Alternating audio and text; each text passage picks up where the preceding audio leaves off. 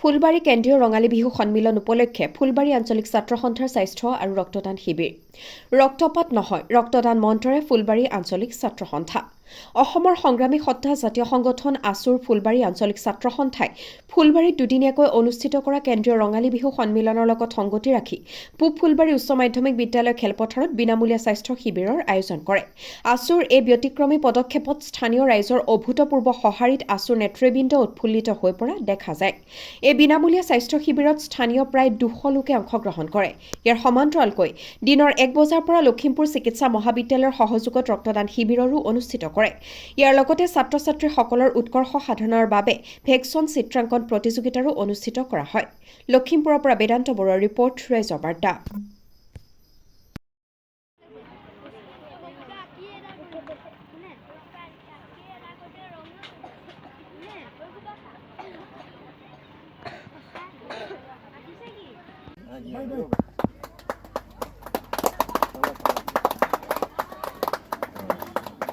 Masuklah, atau ini Pak deh.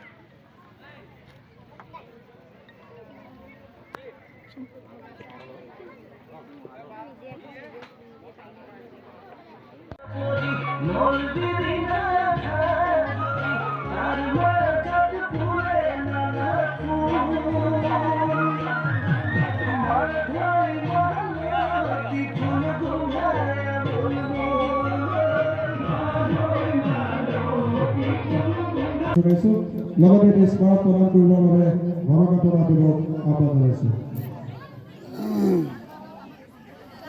আজিৰ এই চিকিৎসা শিবিৰত উপস্থিত থকা চিকিৎসা কৰ্মী ফুলবাৰী কেন্দ্ৰীয় ৰঙালী বিহু সন্মিলন কি ক'ব এই সন্দৰ্ভত? হয়, আমি ফুলবাৰী আঞ্চলিক ছাত্ৰ সন্থাৰ উদ্যোগত আৰু ফুলবাৰীবাসী ৰাইজৰ সহযোগত আমি এইবাৰ উঠি অহা নতুন প্ৰজন্মৰ ছাত্ৰ ছাত্ৰীসকলক এটা নতুন দিশ দেখুৱাবৰ কাৰণে আমি তেখেতসকলৰ লগত সহায় হোৱাকৈ আমি বিভিন্ন কাৰ্যসূচী লৈছোঁ। আমাৰ ফুলবাৰী কেন্দ্ৰীয় ৰঙালী বিহু সন্মিলনৰ লক্ষ্য উদ্দেশ্য ছাত্ৰ ছাত্ৰীসকলক এটা নতুন বাট দেখুওৱা। আমি ছাত্ৰ ছাত্ৰীসকলৰ বাবে বিভিন্ন প্ৰতিযোগিতা আয়োজন কৰিছোঁ। শৈক্ষিক বিষয়ৰ ওপৰত চিত্ৰাংকন প্ৰতিযোগিতা, তেখেতসকলৰ অন্য বিষয়সমূহৰ ওপৰত লক্ষ্য ৰাখি আমি ভেকচন প্ৰতিযোগিতা, তাৰ লগতে বিভিন্ন প্ৰতিযোগিতাসমূহ আমি ছাত্ৰ ছাত্ৰীসকলক লৈ পেলাই আয়োজন কৰিছোঁ।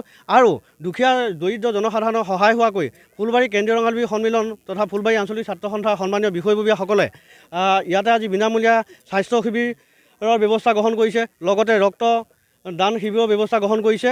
উক্ত ৰক্তদান শিবিৰত ফুলবাৰী কেন্দ্ৰীয় ৰঙালী বিহু সন্মিলন তথা ফুলবাৰী আঞ্চলিক ছাত্ৰ সন্থাই প্ৰায় 50গৰাকী ছাত্ৰ বন্ধুৱে ইয়াত তেখেতসকলৰ ৰক্তদান কৰিব।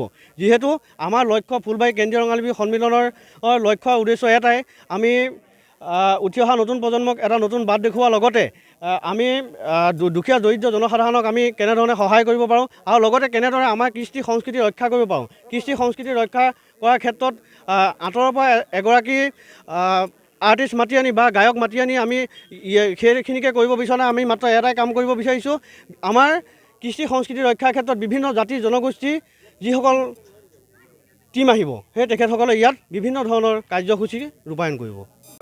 আছুৱে এইবাৰ সামাজিক দায়বদ্ধতাৰ পৰিচয় বহন কৰিছে, কি ক'ব? সদৌ অসম ছাত্ৰ সন্থাই সমাজৰ প্ৰতি থকা দায়বদ্ধতা প্ৰতিটো ক্ষণতে আমি জন্ম লগ্নৰ পৰা আমাৰ দায়বদ্ধতা আমি প্ৰকাশ কৰি আহিছোঁ। সমাজৰ বিভিন্ন ক্ষেত্ৰত সদৌ অসম ছাত্ৰ সন্থাৰ চিন্তা চৰ্চাই আমি প্ৰতিটো মুহূৰ্ততে আমাৰ বেকত কৰি আহিছোঁ। এইবাৰ আমি ফুলবাৰী আঞ্চলিক ছাত্ৰ সন্থাই ফুলবাৰী কেন্দ্ৰীয় ৰঙালী বিহু সন্মিলন, যিহেতু আমাৰ সদৌ লখিমপুৰ জিলা ছাত্ৰ সন্থাৰ সন্মানীয় সাধাৰণ সম্পাদক স্বৰাজ শংকৰ গগৈ ডাঙৰীয়া তেখেতে আমাৰ মাজৰ পৰা বিদায় ল'লে, তেখেতে পৰলোকলৈ গমন কৰিলে, তেখেতৰ প্ৰতি আমি শ্ৰদ্ধা জনাইছোঁ। আৰু এইবাৰ আমি কিছু সাংস্কৃতিক অনুষ্ঠান আমি কাৰ্যসূচী বাতিল কৰিছোঁ, কিন্তু আমি পৰম্পৰা ৰক্ষা কৰি ফুলবাৰী কেন্দ্ৰীয় ৰঙালী বিহু সন্মিলন অনুষ্ঠিত কৰিছোঁ। আৰু এই সন্মিলনৰ লগত সংগতি ৰাখি বিভিন্ন ধৰণৰ কল্যাণমূলক কাম আমি কৰিবৰ বাবে ইতিমধ্যে সিদ্ধান্ত গ্ৰহণ কৰি আমি কাৰ্য আৰম্ভ কৰিছোঁ। দুখীয়া জনসাধাৰণৰ সুবিধাৰ প্ৰতি লক্ষ্য ৰাখি এটা বিনামূলীয়া স্বাস্থ্য শিবিৰ ইতিমধ্যে উন্মোচন হৈছে। বহুসংখ্যক ব্যক্তি আহি চিকিৎসা শিবিৰত তেওঁলোকৰ বিভিন্ন ধৰণৰ স্বাস্থ্যৰ বিষয়ে চিকিৎসকৰ লগত পৰামৰ্শ কৰিছে। আৰু ৰক্তদান কাৰ্যসূচী এটা আমি অনুষ্ঠিত কৰিব বিচাৰিছোঁ, যিহেতু এটোপাল ৰক্তই এজন ব্যক্তিৰ জীৱন ৰক্ষা কৰিব পাৰে। গতিকে আমাৰ ফুলবাৰী আঞ্চলিক ছাত্ৰ সন্থাৰ বহু সদস্যই বিভিন্ন সময়ত বিভিন্ন আৰ্তজনক আমাৰ ৰক্তদান কৰি আহিছে, কিন্তু এইবাৰ আমি ফুলবাৰী কেন্দ্ৰীয় ৰঙালী বিহু সন্মিলনৰ সহযোগত ফুলবাৰী আঞ্চলিক ছাত্ৰ সন্থাই সকলোৱে সামূহিকভাৱে একেলগে আমি ৰক্তদান কৰিবৰ বাবে আমি চিন্তা চৰ্চা কৰিছিলোঁ আৰু এই ক্ষেত্ৰত আমাৰ লখিমপুৰ জিলা মেডিকেল কলেজ হাস্পতালে আমাক যথেষ্ট সহায় সহযোগিতা আগবঢ়াইছে আৰু আমাৰ ইতিমধ্যে কেইবাগৰাকীও ব্যক্তিয়ে ছাত্ৰ সন্থাৰ কৰ্মীয়ে ৰক্তদান কৰিছে আৰু কেইবাগৰাকীও ৰক্তদান কৰিব। গতিকে আমাৰ জাতীয় কলা কৃষ্টি সংস্কৃতি ৰক্ষাৰ লগতে আমাৰ সমাজৰ বিভিন্ন স্তৰত আমি সদৌ অসম ছাত্ৰ সন্থাই যাতে সেৱা আগবঢ়াব পাৰোঁ সেই মনোবৃত্তি আছিল, আছে আৰু থাকিব। আৰু ৰক্তদান এই যেনিবা আছে নহয় সদৌ অসম বিহু আপোনালোকে দুদিনীয়া কাৰ্যসূচীৰে ৰঙালী বিহু সন্মিলন পাতিছে। সদৌ অসম বিহু সন্মিলনৰ বহুত ক্ৰাইটেৰিয়া আছে, বহুত নীতি নিৰ্দেশনা দিছে। আপোনালোকে কি কৰিব? সদৌ অসম বিহু সুৰক্ষা সমিতিৰ সকলো নিৰ্দেশনা মানি চলিছে, বিচাৰক বা কিবা কিবি সকলো প্ৰতিযোগিতাত? বিহু অসমৰ অসমীয়া জাতীয় উৎসৱ। বিহুক সুৰক্ষা প্ৰদান কৰক বা কৰিব লাগে, এই কথাটো কেনেধৰণে কি বিষয়, এই বিষয়টো সম্পৰ্কত আমি ইমান গুৰুত্ব দিব বিচৰা নাই। আমি এটা কথাই গুৰুত্ব দিব বিচাৰিছোঁ, আমাৰ লক্ষ্য উদ্দেশ্য এটাই।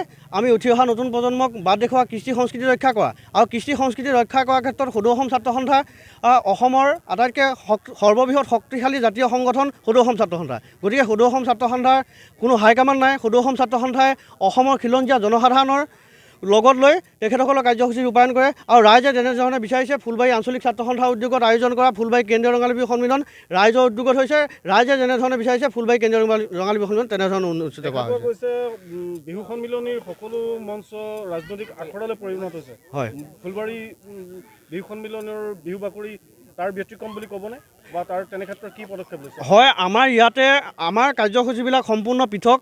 আপোনালোকে ইতিমধ্যে গম পাইছে, স্বাস্থ্য শিবিৰকে ধৰি ৰক্তদান শিবিৰ এই গোটেই কাৰ্যসূচীখিনি লোৱা হৈছে। তাৰ লগতে আমাৰ ফুলবাৰী অঞ্চলটোত যিসকল বৰেণ্য ব্যক্তি আছে, বিভিন্ন কৃষ্টি সংস্কৃতিৰ ক্ষেত্ৰত যিসকল ব্যক্তিয়ে ফুলবাৰী অঞ্চলটোত গঢ় দিয়াত তেখেতসকলৰ অৰিহণা আছে, সেই অৰিহণা থকা ব্যক্তিসকলক আমি প্ৰায় 100 গৰাকী ব্যক্তিক আমি সম্বৰ্ধনা কাৰ্যসূচী ৰাখিছোঁ। তেখেতসকলে ফুলবাৰী অঞ্চলটোৰ কাৰণে যি অৱদান আগবঢ়ালে তেখেতসকলক আমি আমাৰ সমাজত কেনেধৰণে উঠি অহা নতুন প্ৰজন্মটোক এটা বাট দেখুৱাব পাৰে তাৰ চেষ্টা কৰিছোঁ।